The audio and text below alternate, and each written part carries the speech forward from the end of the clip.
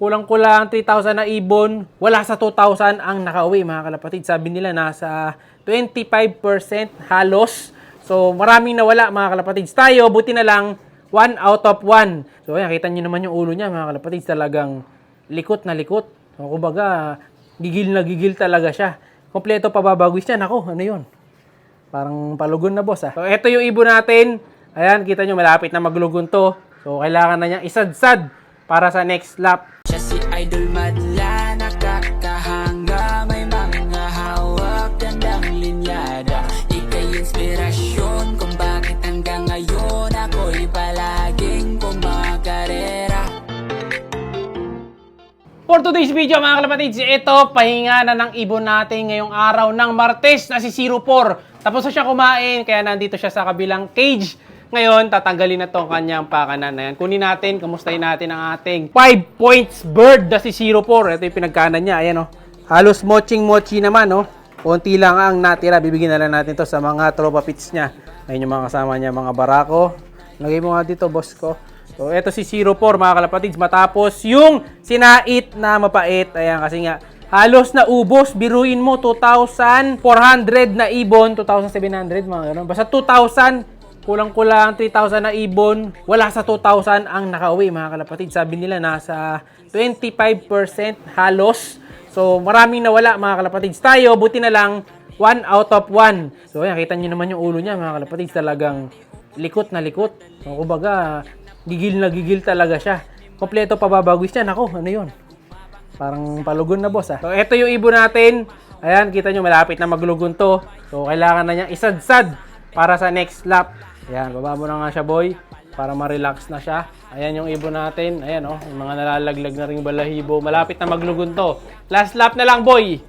Pagbigyan mo na ang derby natin ngayong season. Huling lap na. Pagkatapos nun, pahinga ka na.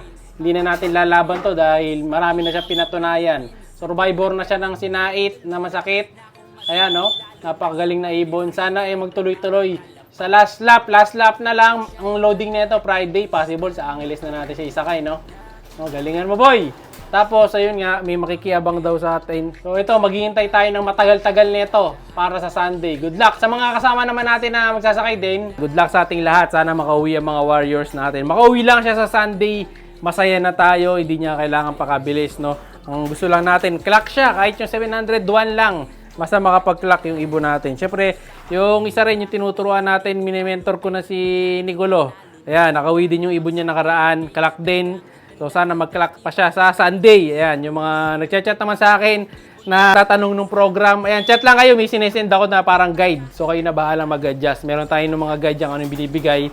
Saka iniinom. Chat lang kayo dyan sa page. Ayan, siyempre, sinishare din natin yan. Ngayon, kulang pa tayo ng ibon eh. Nag-ano pa sila, lilipad-lipad pa eh. Ayun o. Lumilipad doon sa bukid. Ayun o. Sa atin to. Ayan, lumilipad sila sa taas. Okay tayo. Medyo malakas kasing hangin today. Kung narinig nyo naman siguro sa aking mic. Ayan, may apat pa tayo rumoronda. Ayan sila. Ayaw pang pumasok dahil malakas ang hangin. Ito yung grizzle natin. Sa atin ba itong isa na to? Sa atin. Ayan o.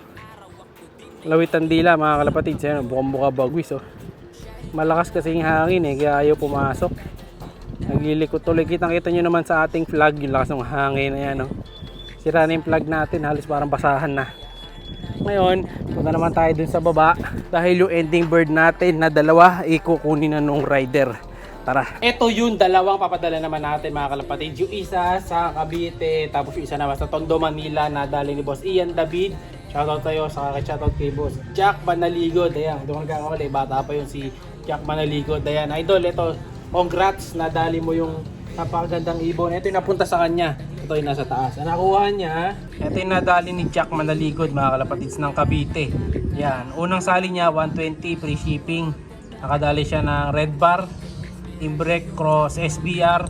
Ito yun, may kasama pang T-Box. Tapos kay Idol Ian David naman, ito, Speedbird na possible hen. Pero hindi ako 100% sure. Ayan. Pero hen yan. Ayun yung nadali niyang ibon. Ayan. Post hen. Ngayon, ito yung papadala natin sa kanya. Nandito na yata yung rider. Abot na natin. Ayan, free shipping to ha. Dadali sa kanila to, i-receive na lang. Ayan.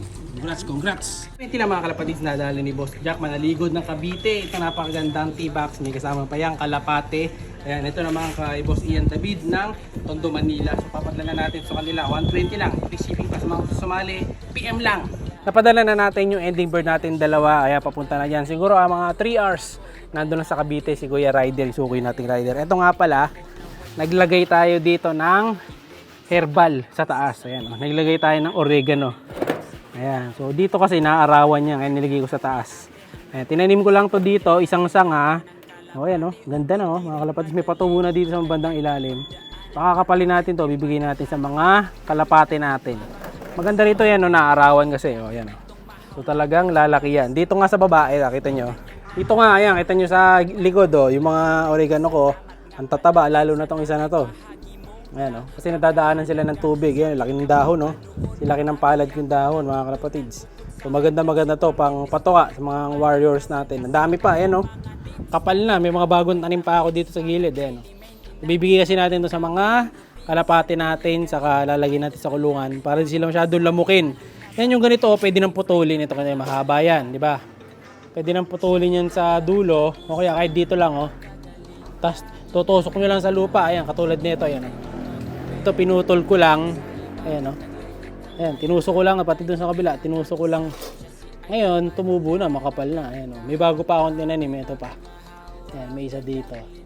Para tumaba sila ng tumaba, maging healthy. Ito, isang ano lang to, isang puno lang to. Ito, mas magandang tanim, ito, may mga ugat na. Ayan. Ito, yung party na to, may ugat na sila sa ilalim. Ito, may ugat na yan, ayan o. So, pwede nang itanim, ready na. Meron pa ako ditong isang ni-ready. Lagi ko rin to sa taas. Ayan, 2 tusok naman to. Diba? So, mayroon tayong mga herbal na gamit. Meron pa akong sakbang na kanti dito. Lalagyan natin to. Ito, meron din dito. Ayan, oh. Dalay, ito, nasira yung isa. May biyak sa katawan. Ayan, oh. So, marami pa. Meron pa ako dun, kaso madudumi lang. Ayan, nagtatanim tayo na marami para hindi malamok. Saka libre. Contra 1 eye cold dyan, yung mga binibigay natin na yan. Yung mga young bird naman na to, lilipat ko na rin to bukas sa flyer section sa taas. Makakasama na nila 04 doon sa Dreamloft to mga to. So ayan, 4 na young birds na mga galing sa bulutong pero ngayon mga wala na. Ito, kapal dati ng bulutong isa na yan. Eh. Wala na, pati yung pula, wala na rin. Magagaling na, nakakasurvive naman sa bulutong eh. Matagal lang talaga minsan. No? May mga iba pa ako dyan na makakasurvive. Ito pala, abangan nyo to. Papa-ending natin tong dalawa na to. Ending bird to, yung dalawang grizzle na yan. Ayan, oh. Ang lalaki ng katawan yan, machong-macho. No, manang-mana sila sa tatay nila na Alphonse. No, ayan, abangan nyo, sasalang natin to. Possible to next week. Kaya sa mga gusto sumali, PM lang kayo para makasali. 120, syempre, free shipping. Siya'y kalapatistang napakagaling na kinakilala.